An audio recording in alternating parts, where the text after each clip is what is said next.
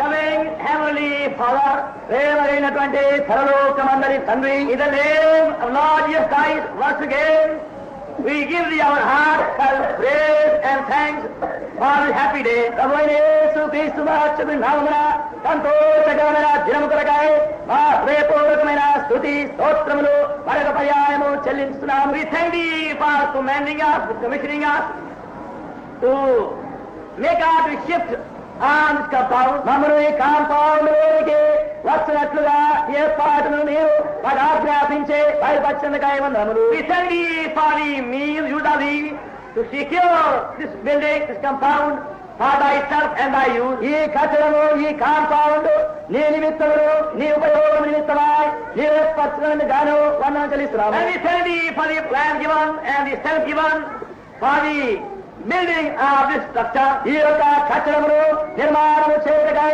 నీవిచ్చిన సహాయము, నీవిచ్చిన ఏర్పాట్ల కొరకై వందనం చెల్లిస్తున్నాము. Now we pray thy honor may dwell here day and night. దేవుని ఘనత మహిమలు దివారాత్రములు ఇక్కడ నివసింపులని ప్రార్థిస్తున్నాము. Down thy word it may be a tabernacle of thy glory. నీ వాక్యానుసారముగా ఇది నీ మహిమార్థమైన గుడారముగా చేయము. Down thy word all who come here may come with the love for thy house, thy habitation and thy dwelling place. నీ వాక్యానుసారముగా ఇక్కడికి వచ్చే వారందరూ నీ యొక్క నివాసము, ఏ స్థలము, ఏ గుడారము కొరకైనటువంటి ప్రేమ కలిగిన వారై వచ్చుదురు గాక. This is the place, the mystery of thy heavenly house which has foundation be fully revealed. ఏ స్థలము, నీ సర్వోచ్చ మందిరము పురాణమైనటువంటి మర్మమును బయలుపరచబడును గాక. May it be a house of joy. ఇది ఆనందదాయకమైన గృహముగా ఉండును గాక. May it be a house of worship. ఇది ఆరాధన గృహముగా ఉండును గాక. May it be a house of prayer.